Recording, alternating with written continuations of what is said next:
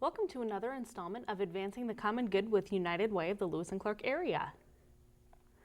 I'm Dana Freedy, and I'm the Director of Development and Marketing at United Way here in Helena. And it's that time of year when we're all starting to get really excited about being outside and enjoying the great outdoors, because there's a lot of that here in Montana. But there are some things happening and some things that we need to be aware of in order to stay safe outside. So that's why today I am joined by Kevin Grabinski, and he is the Captain of Lewis and Clark Search and Rescue. Thanks for joining us. Yeah, thanks for having me. Yeah, absolutely. So can you tell me just a little bit about Lewis and Clark Search and Rescue, kind of the scope of the work that you do and the training and the size of the organization? Yeah, definitely. So we cover any search and rescue missions in all of Lewis and Clark County.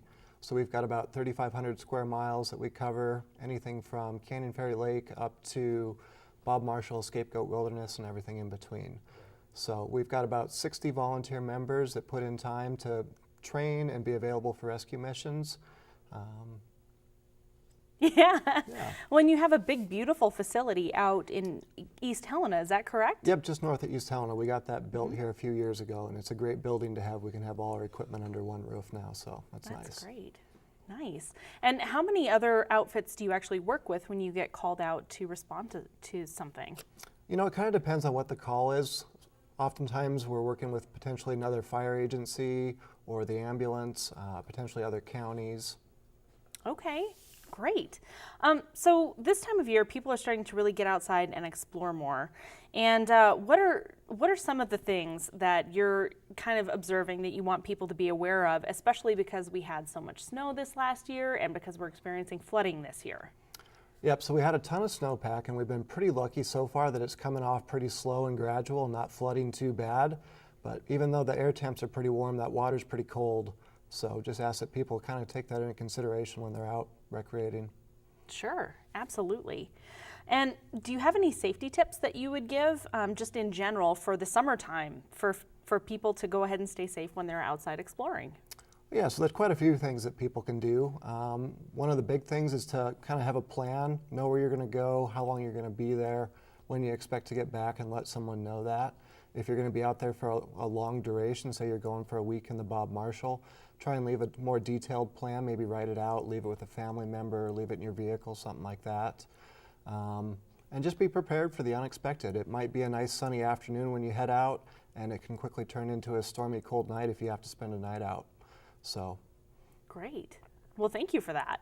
Are you looking for more volunteers? You said you have 60 people, but are you looking for more volunteers on search and rescue at this point? Yeah, we're always looking for new people to join. It takes a while to kind of develop the skill set, and so we're always trying to get new members that come in. So anytime there's people that are interested in the outdoors, want to help the community, and want to work as part of a team, we'd love to have them. We do a wide variety of work.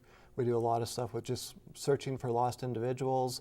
And then we've got a lot of specialty teams for some of the different rescues that we do. So we've got a high angle rope rescue team, dive rescue, swiftwater rescue, ice rescue. We've got jet boats, snowmobiles, four-wheelers, tracking team, commo teams. So there's a wide variety in which people can volunteer and help out. Wow, well, it sounds like you guys just kind of do it all. We try to. That's great. And you and I were kind of talking a little bit off camera about some of the training that you go through, and how many hours of training did the entire organization put in last year? Yeah, so we put our members through CPR, first aid, and then a fundamentals of search and rescue course. And then each of our specialty teams have their own training that they do throughout the year. And in the past 11 months, our volunteers have put in just a little over 6,000 hours of time.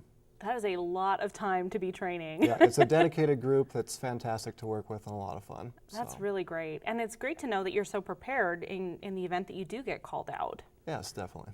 Great. So if somebody wants to get involved after kind of hearing some of this, or they maybe have an interest, where can they go for more information? Yep, so we've got a website that's got our contact information, and then we've got a Facebook page as well that they can contact us through and let us know what their interests are, and we can let them know how to get a hold of us and come out and join for a meeting. Great. And your website is www.lccsar.com, correct? Correct. Okay, perfect. Great. Well, thank you so much for joining us today, Kevin, and sharing more about search and rescue and the importance of being safe when we're exploring this year. Yeah, you're welcome. Thanks for having me. Great. So if you're interested in more information about getting involved with Lewis and Clark Search and Rescue, don't hesitate to go to www.lccsar.com today. Thank you.